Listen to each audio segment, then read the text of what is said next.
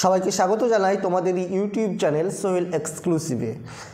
আর বেশি দিন নেই, হাতে গোনা মাত্র কয়েকটা দিন, তারপরই তোমাদের কাঙ্ক্ষিত মাদ্রাসা সার্ভিস কমিশনের এসএলএসটি রাষ্ট্রবিজ্ঞান পরীক্ষাটি অনুষ্ঠিত হতে চলেছে। আশা করছি সকলে জোর কদমে প্রিপারেশান নিচ্ছ, ভালো করে প্রিপারেশান নাও, করতে থাকো, অবশ্যই তোমরা সফল হবে। ঠিক আছে, যাই হোক, আজ 12 নম্বর পর্ব রয়েছে বাজিবাদ সিরিজের। তো আজকের পর্বটা তোমরা অবশ্যই দেখো এবং যে প্রশ্নগুলি তোমাদের মনে হবে পারবে না একটু নোট করে নেবে। ঠিক আছে, আর বারবার ভিডিওটা দেখবে, তাহলে ঠিক হয়ে যাবে। আর ভিডিও কোয়ালিটি খারাপ হতে পারে, আগে থেকেই বলে দিচ্ছি, অনেক বাইরে থেকে নয়েজ আসতে পারে, একটু অ্যাডজাস্ট করে নিও। ঠিক আছে, যাই হোক, শুরু করছি। দেখো, প্রথম প্রশ্ন রয়েছে,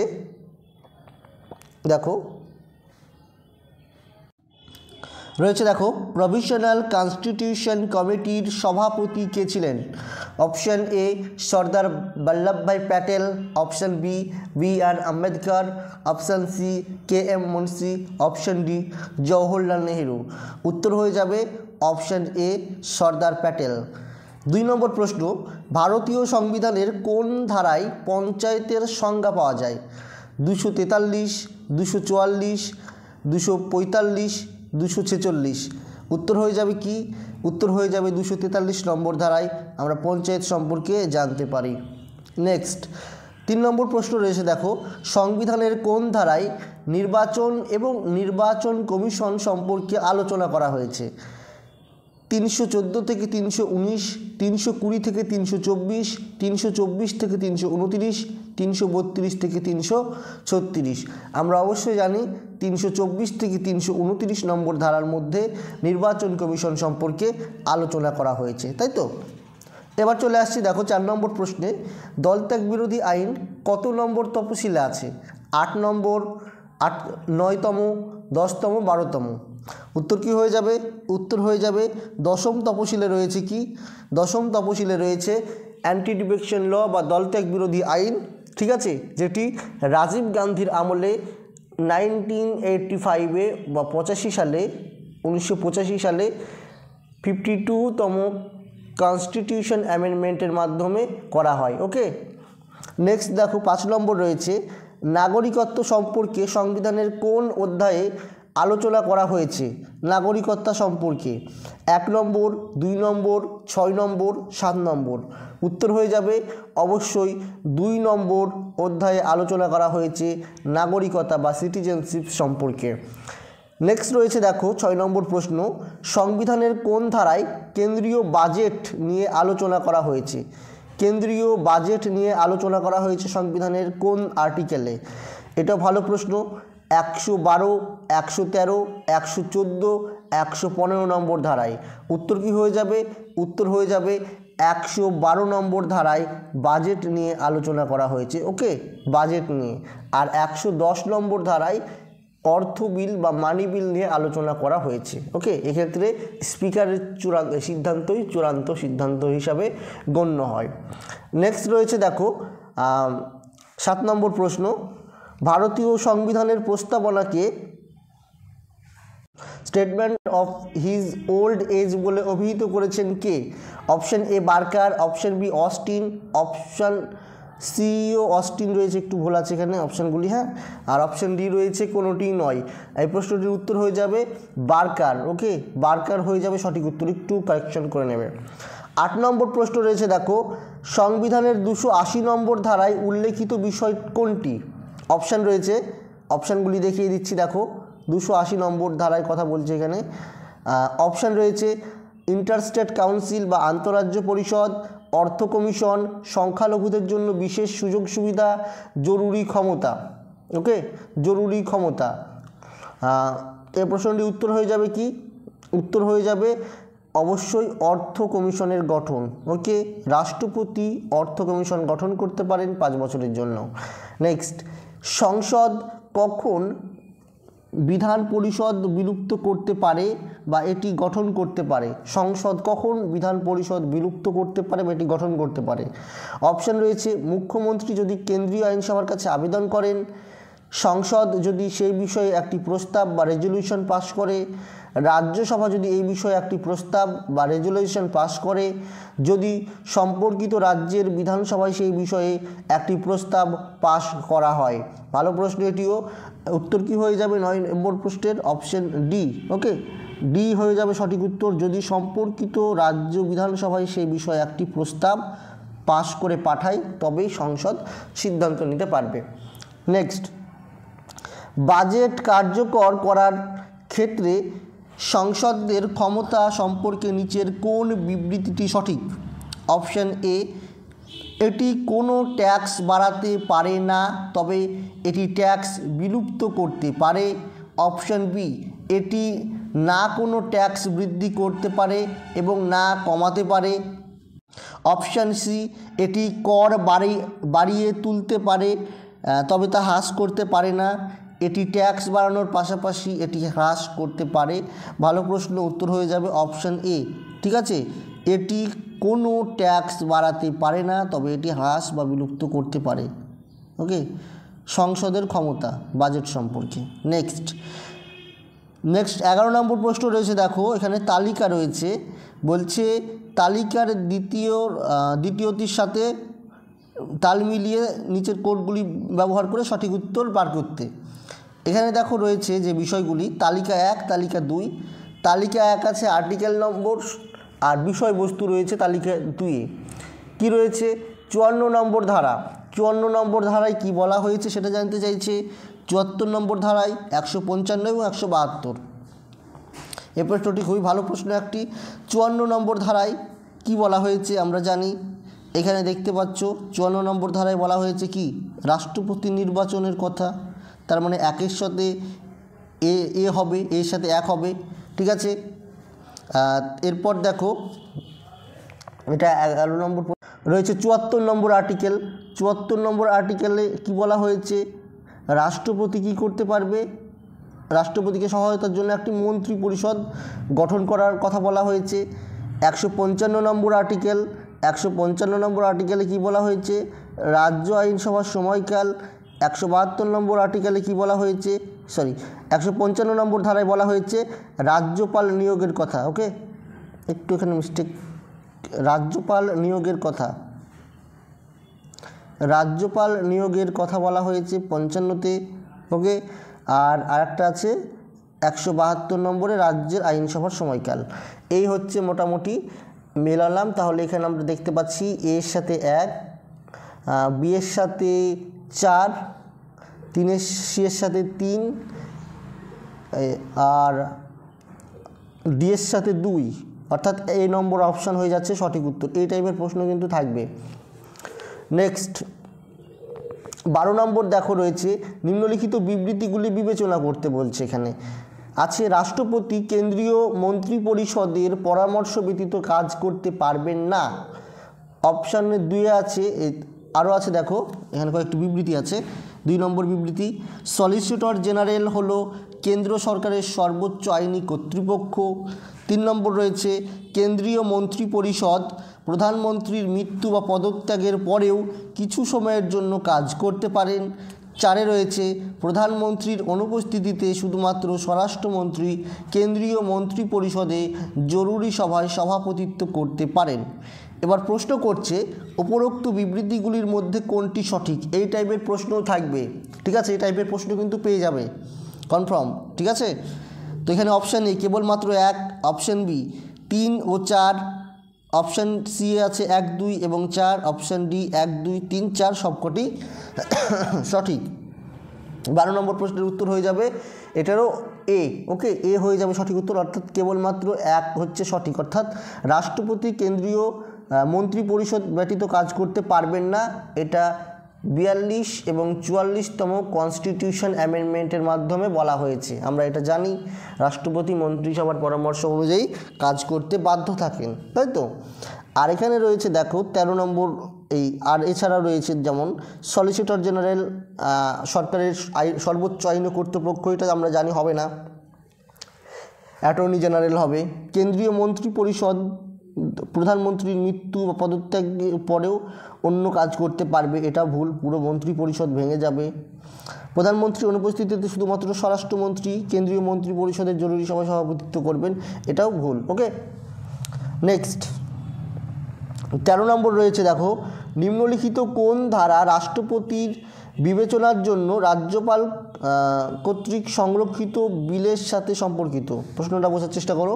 নিম্নলিখিত কোন ধারা রাষ্ট্রপতির বিবেচনার জন্য রাজ্যপাল কর্তৃক সংরক্ষিত বিলের সাথে সম্পর্কিত? 201, 202, 203, 204। ভালো প্রশ্ন এটাও। উত্তর হয়ে যাবে অবশ্যই option A 201 number article. Okay, 201 number article. এই প্রশ্নটি আমার নিজের তৈরি করা, ছেলেমেয়েদেরকে এইরকম টেস্ট দিতে দিই যারা ব্যাচে আছে, অবশ্যই এই টাইপেরই প্রশ্ন হবে, সেই জন্য এই টাইপের প্রশ্নই করাই। নেক্সট, কোনো রাজ্যের মুখ্যমন্ত্রী রাষ্ট্রপতি নির্বাচনে ভোট দেওয়ার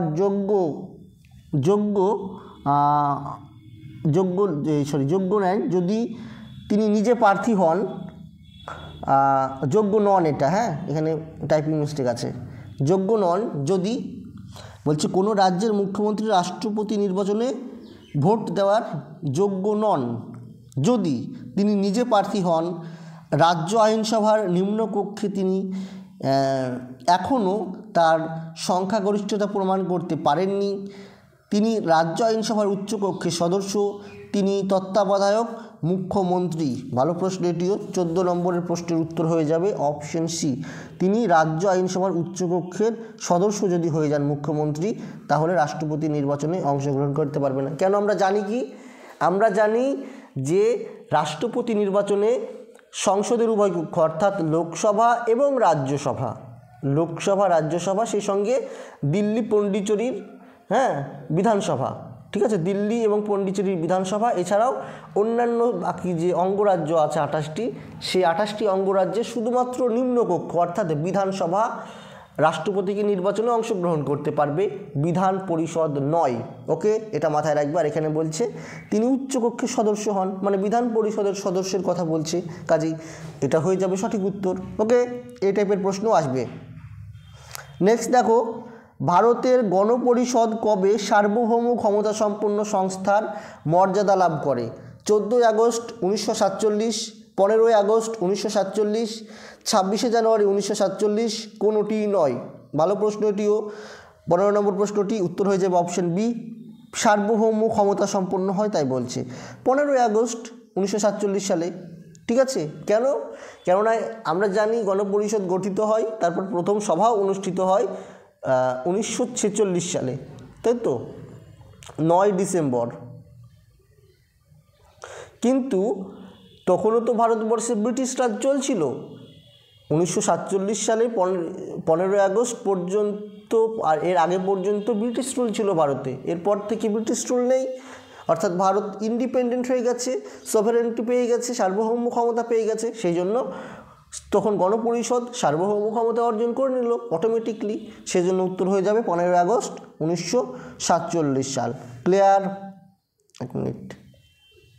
নেক্সট দেখো 16 নম্বর রয়েছে। দেখো, জাতির ঐক্য ও সংহতি শব্দগুলি ভারতীয় সংবিধানের কোথায় যুক্ত আছে? ঐক্য ও সংহতি এগুলি প্রস্তাবনা, নির্দেশমূলক নীতি, জরুরি অবস্থা, মৌলিক কর্তব্য।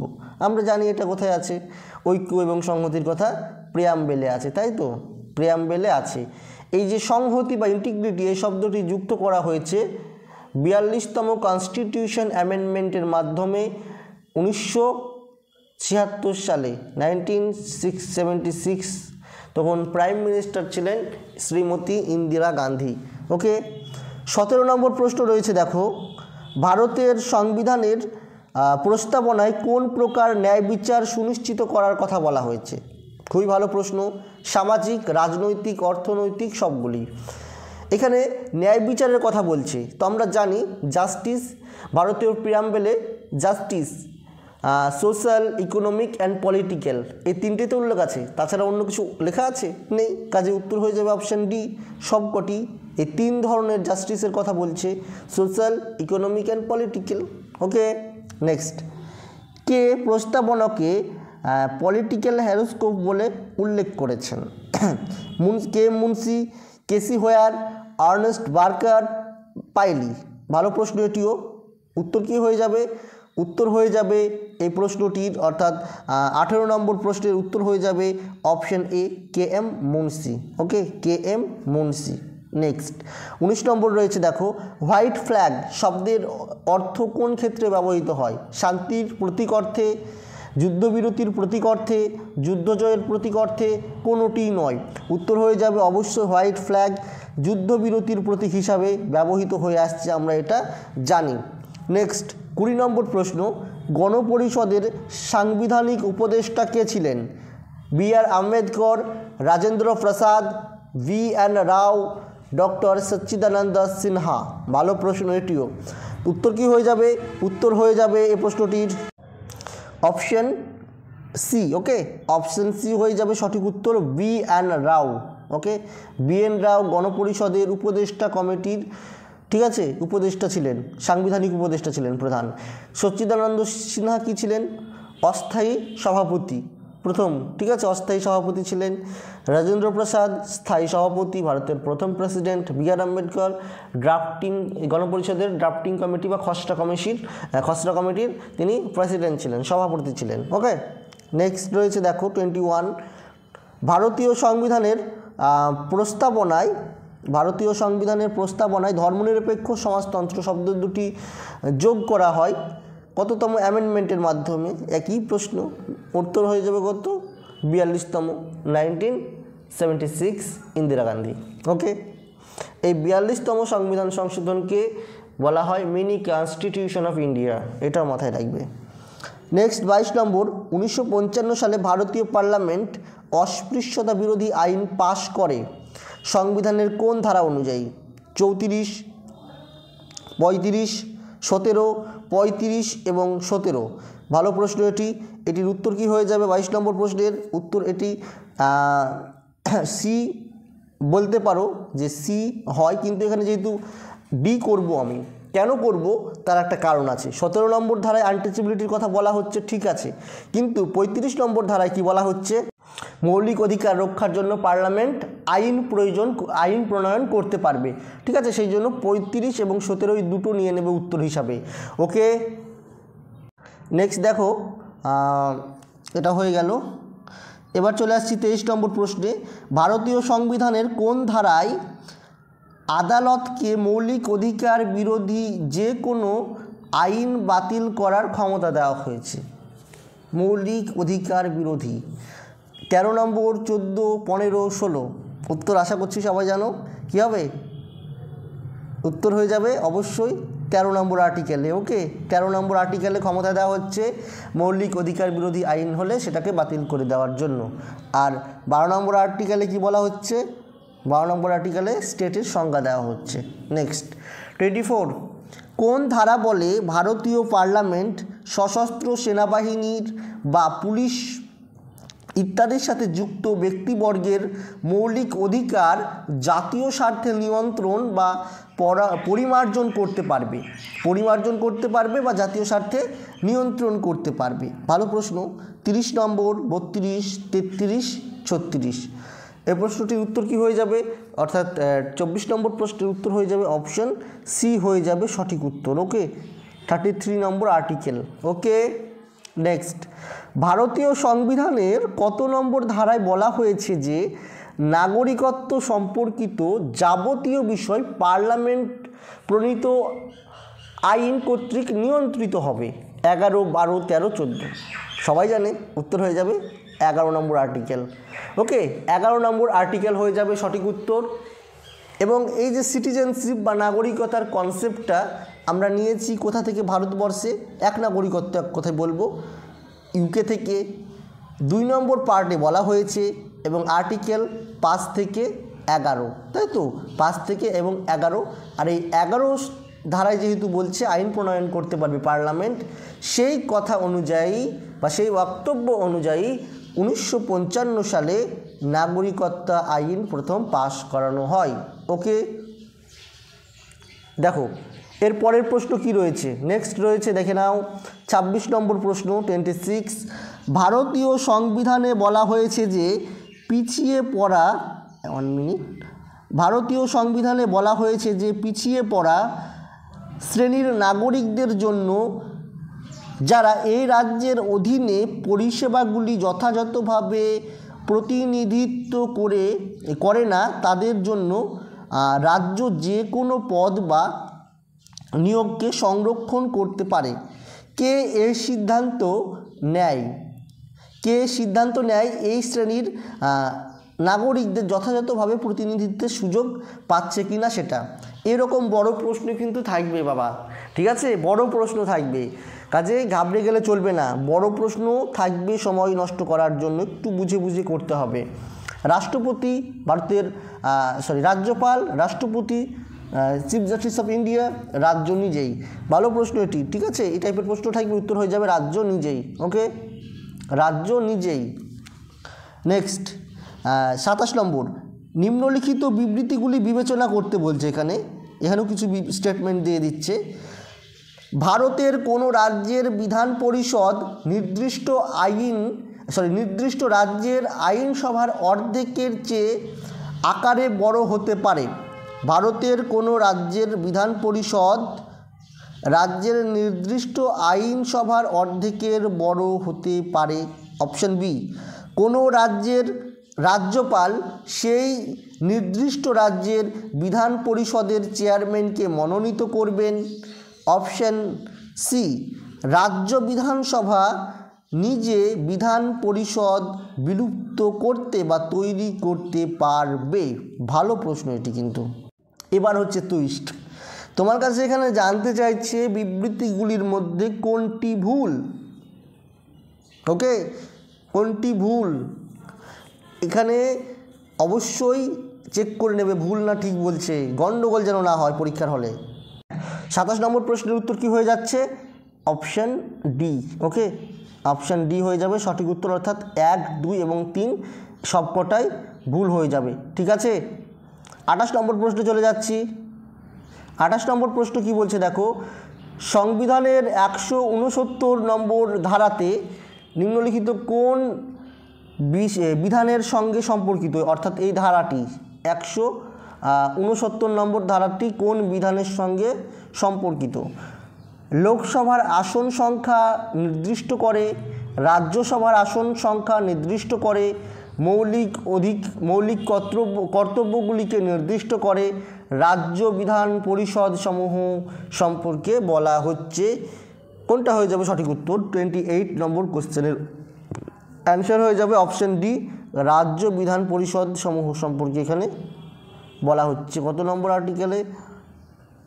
169। নেক্সট, রাজ্যগুলির হিসাব সম্পর্কিত ভারতের নিয়ন্ত্রক ও নিরীক্ষক জেনারেল অর্থাৎ ক্যাগ এর রিপোর্টগুলি নিম্নলিখিতগুলির মধ্যে কার কাছে জমা দেওয়া হয়, অর্থাৎ ক্যাগের রিপোর্ট কার কাছে জমা দেওয়া হয়? নেক্সট এই অপশান রয়েছে দেখো, রাষ্ট্রপতি, রাজ্যপাল, সংসদ, মুখ্যমন্ত্রী। উত্তর কি হয়ে যাবে? 29 উত্তর হয়ে যাবে রাজ্যগুলির ক্ষেত্রে এখানে, ঠিক আছে, রাজ্যগুলির হিসাব সম্পর্কিত কাকে দেবে? উত্তর হয়ে যাবে অপশান বি, রাজ্যপালকে দেবে। ওকে, রাজ্যের। 30 নম্বর রয়েছে, নিচের কোনটি রাজ্যের মুখ্য সচিবের কাজ নয়? রাজ্যের মুখ্য সচিবের কাজ নয় কোনটি? পুরো সচিবালয়ের নিয়ন্ত্রণ প্রয়োগ, প্রশাসনের নয় বলছে, প্রশাসনের সাথে সম্পর্কিত সমস্ত বিষয়ে মুখ্যমন্ত্রীকে পরামর্শ দেওয়া, রাজ্য সরকারের মুখপাত্র হিসেবে কাজ করা, রাজ্যের বিষয়গুলি সম্পর্কে কেন্দ্রীয় স্বরাষ্ট্র মন্ত্রককে বা স্বরাষ্ট্রমন্ত্রীকে প্রতিবেদন দেওয়া। ভালো প্রশ্ন এটি। উত্তর কি হয়ে যাবে? অপশন ডি, এটিরও হয়ে যাবে অপশন ডি উত্তর, অর্থাৎ রাজ্যের বিষয়গুলি সম্পর্কে কেন্দ্রীয় স্বরাষ্ট্র মন্ত্রককে প্রতিবেদন দেওয়া, এটা রাজ্য মুখ্য সচিবের কাজ তেমন নয়। নেক্সট, কোন ঐতিহাসিক মামলায় ভারতের সর্বোচ্চ আদালত রায় দেয়? কি রায় দেয়? সংবিধানের প্রস্তাবনা প্রস্তাবনাটা প্রিয়াম্বেলটা সংবিধানের একটা অংশ, তাই এটাকে সংশোধন করা যেতে পারে। উত্তর হয়ে যাবে, উত্তরটা বলে দিচ্ছি, এটা অপশন বি কেশবানন্দ ভারতী বনাম কেরালা রাজ্য মামলা 1973 সাল। ওকে, কেশবানন্দ ভারতী বনাম কেরালা রাজ্য মামলা 1973 সালে। এতে বলা হয়েছিল, এই যে কেসটাতে কেশবানন্দ ভারতী মামলায়, এখানে সুপ্রিম কোর্টের বেসিক স্ট্রাকচার একটা প্রশ্ন এসেছিল, সম্পূর্ণ মতবাদ কোন ধারায় বলা হচ্ছে, এটাও কেশবানন্দ ভারতী মামলায় বলা হচ্ছে। যাই হোক, এই আর্টিকেলের মানে এই মামলাটার রায়ের ফলেই প্রিয়াম্বেলকে অ্যামেন্ডমেন্ট করা গেছে 1976-এ। ঠিক আছে, এছাড়াও বলা হয়েছে যেহেতু 368 নম্বর আর্টিকেল মেনে এটা করা যাবে। ওকে, আর স্বীকার করা হয়েছিল কি প্রিয়াম্বেল কনস্টিটিউশনের একটা পার্ট, অংশ। ওকে, নেক্সট দেখো 32 নম্বর ধারা, 32 নম্বর প্রশ্ন, জেলার সর্বোচ্চ ফৌজদারি আদালত কোনটা? লোক আদালত, ন্যায় পঞ্চায়েত, মুন্সেফ আদালত, আর রয়েছে দায়রা জজ আদালত। উত্তর কি হয়ে যাবে? উত্তর হয়ে যাবে অবশ্যই দায়রা জজ আদালত। নেক্সট, প্রচলিত ব্যবস্থার বাইরে গিয়ে নিচের কোন আদালতে বিচার করা যায়? পঞ্চায়েত আদালত, লোক আদালত, সাব জজ আদালত, কোনটি নয়। উত্তর হয়ে যাবে অপশন বি লোক আদালতে। ওকে, লোক আদালতের জনক বলা হয় PN ভগবতীকে, বিচারপতি PN ভগবতীকে। নেক্সট 34 নম্বর, রাজ্যসভার চেয়ারম্যানকে কেবল তার পদ থেকে সরিয়ে দেওয়া যেতে পারে যদি তাকে লোকসভা থেকে সরানো হয়, রাষ্ট্রপতির কার্যালয় থেকে সরানো হয়, উপরাষ্ট্রপতির কার্যালয় থেকে সরানো হয়, কোনোটি নয়। ভালো প্রশ্ন, উত্তর হয়ে যাবে অবশ্যই উপরাষ্ট্রপতির পদ থেকে তাকে সরিয়ে দিলেই তাকে অটোমেটিকলি সে রাজ্যসভার চেয়ারম্যান থেকে চলে যাবে। এটা এটা কত নম্বর আর্টিকেলে বলা হচ্ছে? এটা বলা হচ্ছে 64 নম্বর, তাই তো, 64 আর্টিকেলে, যে রাষ্ট্রপতি রাজ্যসভার চেয়ারম্যান হিসাবে কাজ করবে, উপরাষ্ট্রপতি রাজ্যসভার চেয়ারম্যান হিসাবে কাজ করবে।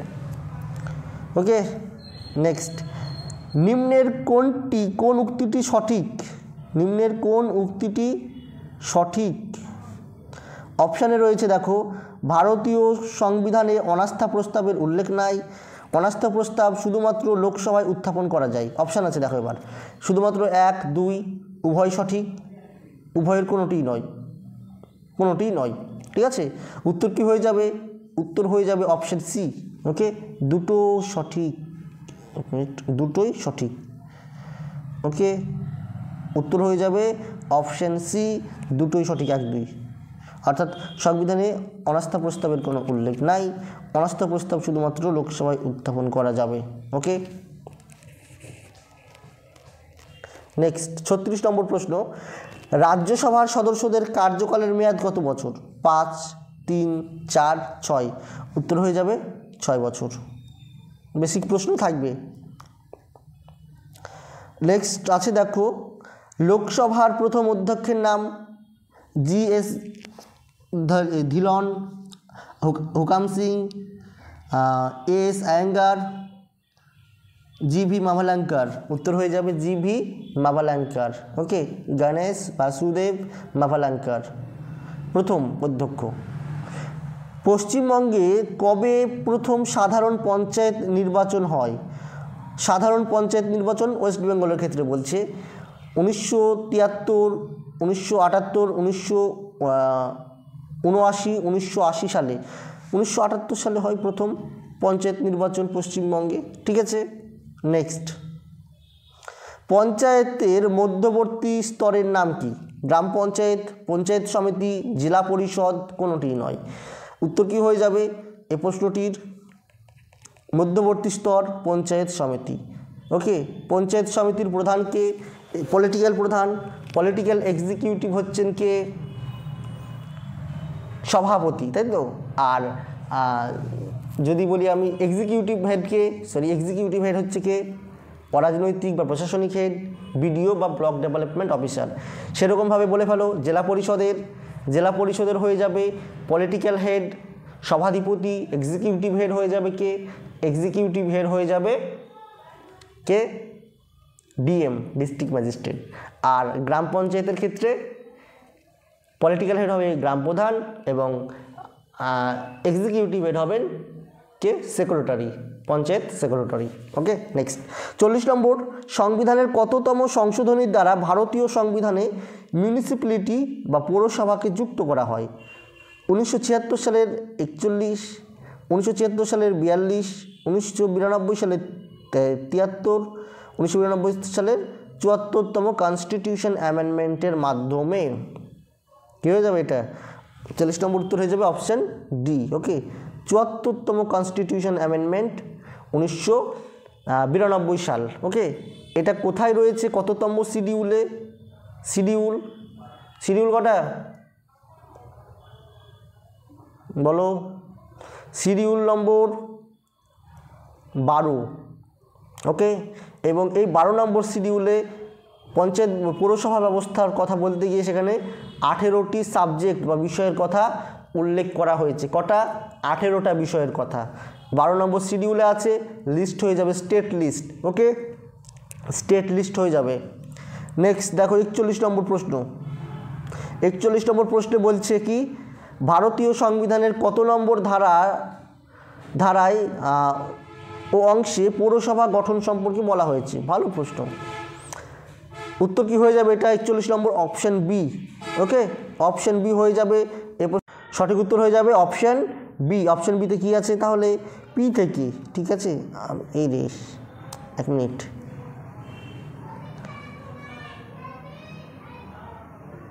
পি থেকে, ঠিক আছে, পি থেকে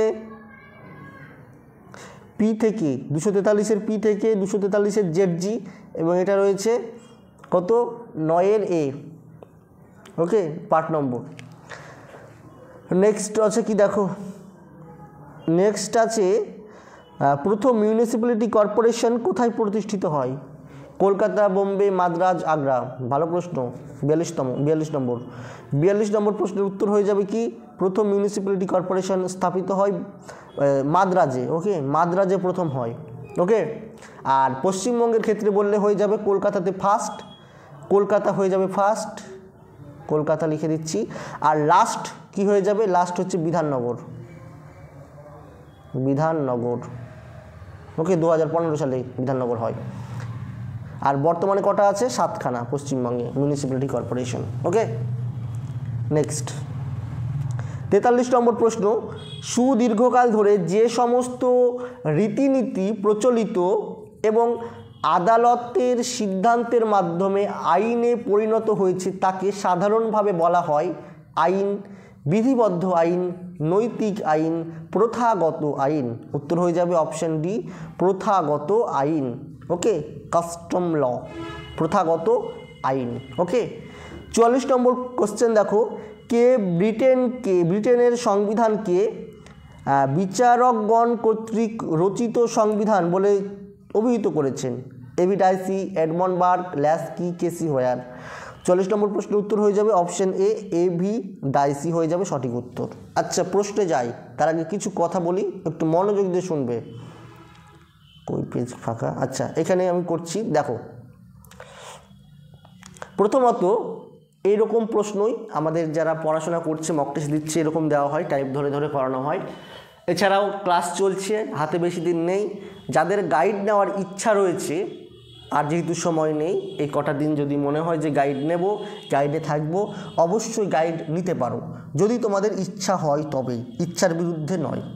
আর ভালো করে পড়াশোনাটা করো, নিতেই হবে তার কোনো মানে নেই। এখানে আমাদের ক্লাস চলছে, mock test, notes, class test, আর অবশ্য অনলাইন ক্লাস রাত্রি 8:30 থেকে শুরু হচ্ছে। ওকে, এই class, mock test, class test এগুলি সব হবে, যদি ইচ্ছা থাকে জয়েন করতে পারো সেশনে। আর তাছাড়া তোমরা অবশ্যই বাড়িতে ভালো করে পড়াশোনা করো, আর চ্যানেলে তো ভিডিও পেয়েই যাচ্ছ। ওকে, আর এছাড়াও যদি এমনি কোনো প্রবলেম থাকে তাও আমার সঙ্গে যোগাযোগ করে সে ব্যাপারটি নিয়ে অবশ্যই ডিসকাস করতে পারো, কোনো অসুবিধা নেই। ওকে, ডিসকাস করতে পারো। আমার মোবাইল নম্বরটা বলে দিচ্ছি, দেখো, ফোন নম্বর কিংবা হোয়াটসঅ্যাপ কিংবা কল যে কোনো একটা করবে, লিখে নাও 767995 5216। ওকে, কল অথবা হোয়াটসঅ্যাপ 7679955216। আবার বলছি 7679955216। ওকে, এটি তোমরা পেয়ে যাবে কোথায়? এটি পেয়ে যাবে তোমরা ডেসক্রিপশন বক্সে, ঠিক আছে? এই নাম্বারটি দিয়ে রাখছি, সেখান থেকেও তুলে নিতে পারো। ফোন করবে বলে দিচ্ছি, সন্ধ্যে 7:30টার পর আর ফোন করবে না। ওকে, 7:30টার আগে পর্যন্ত, কেননা 7:30টা থেকে ক্লাস শুরু হয়ে যায়, অনেক ক্লাস থাকে, ক্লাসে থাকাকালীন 7টার পর থেকে আর করবে না। ওকে, ক্লাসগুলি করবে। আর লিঙ্ক আছে, বেশ কিছু লিঙ্ক থাকবে হোয়াটসঅ্যাপ গ্রুপের, হোয়াটসঅ্যাপ গ্রুপগুলিতেও জয়েন হয়ে থাকবে। আর টেলিগ্রাম গ্রুপের একটা লিঙ্ক থাকবে, টেলিগ্রাম চ্যানেলে, এই চ্যানেলে অবশ্যই যুক্ত হয়ে যাবে। যারা অন্যান্য কম্পিটিটিভ এক্সামের জন্য পরবর্তীতে প্রিপারেশন নেবো ভাবছো, কিংবা SLST প্রিপারেশন আবার নেবো স্কুল সার্ভিসের জন্য, অবশ্যই টেলিগ্রাম চ্যানেলেও তোমরা যুক্ত হয়ে থাকবে। ডেসক্রিপশন বক্সে চ্যানেলের লিঙ্কটা দেওয়া থাকছে। এছাড়াও তোমরা টেলিগ্রামে গিয়ে সার্চ করবে সোহেল এক্সক্লুসিভ, ইউটিউব চ্যানেলের নামের মতো, ঠিক আছে? সোহেল এক্সক্লুসিভ বলে সার্চ করবে, তবে ওই টেলিগ্রামে তোমরা পেয়ে যাবে ওটা, কেমন?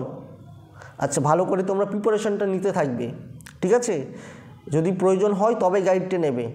কোর্স ফি তো অনেক ছিল, এখন কমিয়ে দিয়েছি, যার যেমন সাধ্য সেই অনুযায়ী দেবে।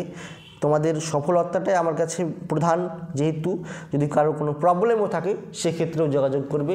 যদি তোমার মধ্যে জেদ থাকে যে হ্যাঁ পাস করতে পারবো, আমার পড়ার ইচ্ছা আছে, তো সেক্ষেত্রে আমার সঙ্গে যোগাযোগ করবে, আমি অবশ্যই ব্যবস্থা করে দেবো।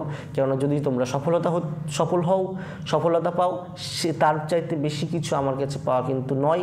এটাই আমার কাছে সবথেকে মূল্যবান জিনিস হবে, যদি তোমাদেরকে সফলতার স্বাদ আস্বাদন করাতে পারি, ঠিক আছে? অবশ্যই যোগাযোগ করবে। যাই হোক, অনেক কথা বলে ফেললাম। কটা হয়েছিল প্রশ্ন দেখো, এটা হয়ে গিয়েছিল